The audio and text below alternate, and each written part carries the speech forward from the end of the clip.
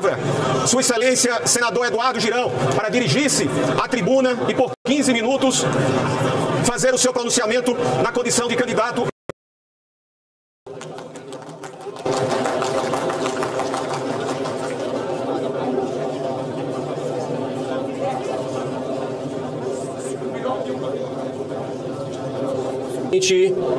Senhoras senadoras, senhores senadores, funcionários dessa casa aqui presentes, assessores, jornalistas e, sobretudo, os brasileiros que estão nos acompanhando nesse momento. Em primeiro lugar, eu quero expressar minha gratidão a Deus por estar tendo a honra de participar desse momento histórico, cuja decisão certamente estará entre a mais emblemática dos 196 anos de existência do Senado.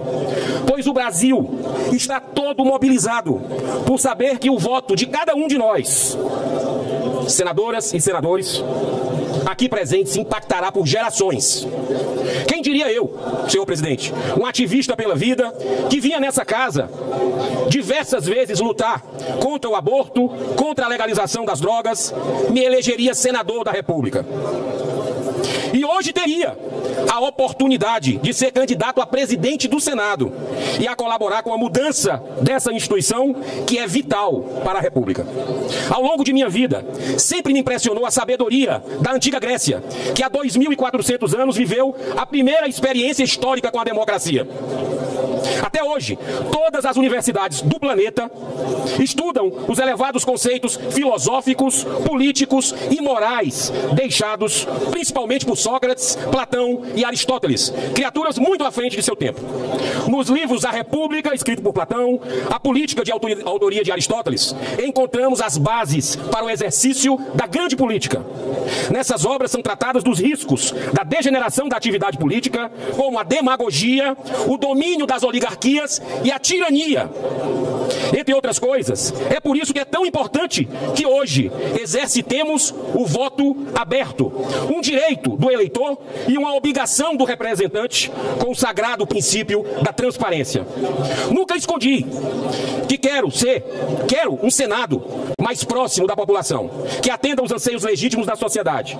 Os objetivos dos governantes devem estar sempre direcionados ao bem comum e ao interesse coletivo, e para isso que fomos eleitos. Eu sempre gostei de política, mas nunca tinha me interessado em disputar uma eleição, até que em 2018, quando motivado pelos resultados da Operação Lava Jato, a maior referência que temos no enfrentamento à corrupção e à impunidade no Brasil, decidi concorrer ao Senado. Momento em que 1.385.786 cidadãs e cidadãos cearenses me honraram com seus votos conscientes. Desde o primeiro dia desse mandato, tenho feito tudo ao meu alcance para ser digno da confiança de quem me trouxe até aqui, mesmo reconhecendo minhas imperfeições humanas. Tenho consciência em paz pelo esforço em cumprir com os meus deveres republicanos. Mas depois de 4 anos neste novo desafio, ao caminhar pelas praças e mercados populares, conversando com as pessoas nas ruas de todo o país e de diferentes ideologias políticas, contra governo, a favor de governo, direita, esquerda, centro, venho constatando com muita tristeza no meu coração a acelerada degradação da imagem dessa casa, que está cada vez mais apartada do povo. Olha, a que ponto chegou o nível de desmoralização do Senado? Segundo dados divulgados pela Paraná Pesquisas, em 2021, apenas 2,8% dos brasileiros confiam nesta Casa Revisora da República. Percebo que essa opinião pública negativa é causada principalmente pela constante sobreposição de um poder sobre o outro, rompendo a independência e a harmonia entre instituições preconizadas pela nossa Carta Magna. É indiscutível, senhoras e senhores, a importância do Supremo Tribunal Federal para o funcionamento da democracia. Mas abusos cometidos por alguns ministros vêm solapando prerrogativas republicanas no poder legislativo. A Constituição deu apenas à Casa Revisora o extraordinário poder de aprovar a indicação e principalmente de abrir processo de impeachment em caso de crimes de responsabilidade dos 11 ministros do STF.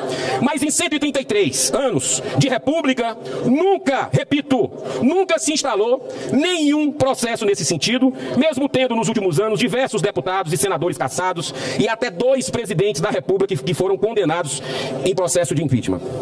Nos últimos anos, que ocorreram o maior número de denúncias de desvios que resultaram em 60 pedidos de impedimento aqui nessa casa.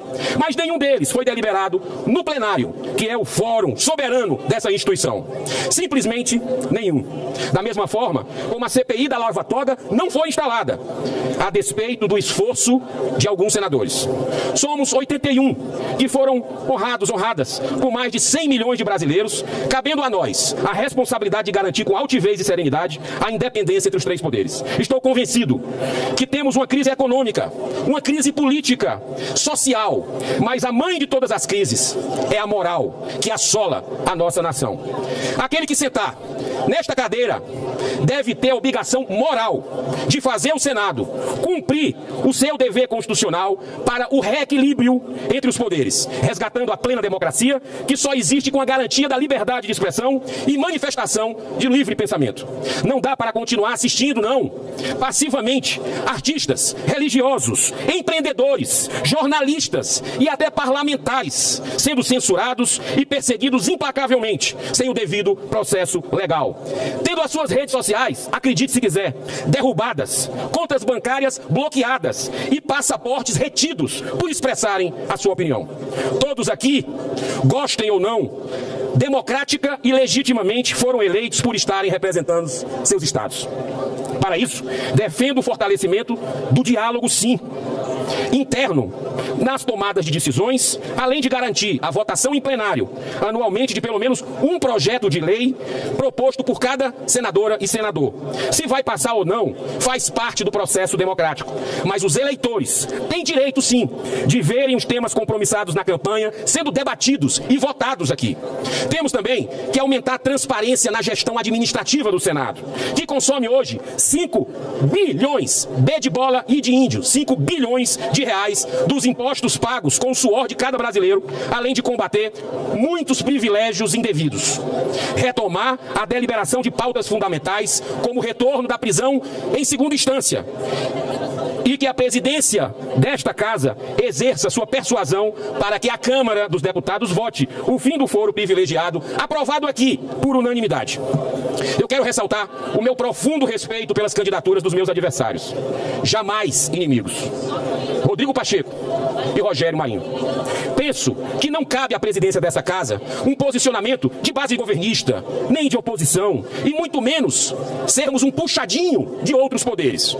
O compromisso dessa casa, dessa presidência, tem que ser com o Brasil e os brasileiros, transcendendo a questão ideológica e partidária. Devemos sempre deliberar em sintonia com aquilo que seja certo, justo e bom para o país. Pode ser que atenda ao governo num dia, à oposição no dia seguinte, mas o importante é servir realmente aos interesses legítimos da população.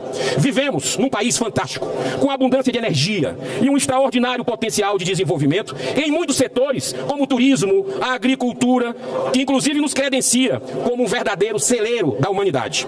Somos também uma das maiores nações católica, espírita e evangélica do mundo, onde todos convivem em harmonia, condição típica de uma nação vocacionada para ser o coração do mundo e a pátria do evangelho. Eu faço um apelo aos meus pares agora, concluindo. A decisão que daqui a pouco tomaremos será determinante para que os brasileiros tenham um sopro de esperança, para que voltemos a ter um verdadeiro equilíbrio entre os poderes e o respeito à ética e à verdadeira justiça. Sei que o jogo é bruto. Grandes veículos de comunicação noticiaram até que alguns ministros do STF estariam ligando para alguns senadores pedindo votos neste pleito. Também lemos nas manchetes pelo país que o governo federal estaria atuando com a distribuição de cargos em troca de apoio nesta eleição. Tudo isso, pessoal, é passageiro, limitado pela finitude dessa vida. A decisão de logo mais precisa transcender a tudo isso. Qualquer projeto de interesse pessoal ou de poder político é pequeno porque a gente vai viver daqui a pouco.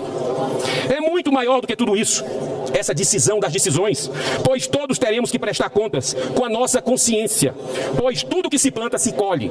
É a lei da semeadura, da ação e reação. Mas agora, senhoras e senhores, é hora do coração falar mais alto, pois o que está em jogo é o destino de nossos filhos e netos, que nunca esteve tão ameaçado.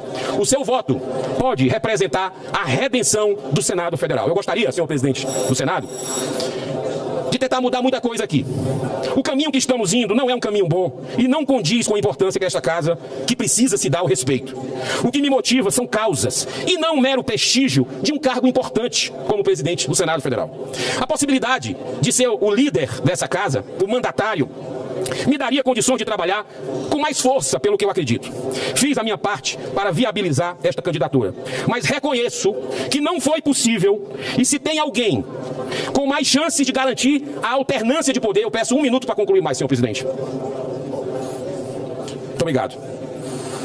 Se tem alguém com mais chances de garantir a alternância de poder, mesmo não defendendo tudo o que eu penso e proponho, porém que realmente possa trazer a expectativa de mudança do rumo dessa casa, não tenho nenhum problema em apoiá-lo para o bem do Senado e do Brasil. Rogério Marinho, meu voto e meu apoio são seus. Que você possa ser a renovação tão aguardada por milhões de brasileiros. Que Jesus continue nos abençoando hoje e sempre. Muita paz. Obrigado, senador Eduardo Girão. Eu convido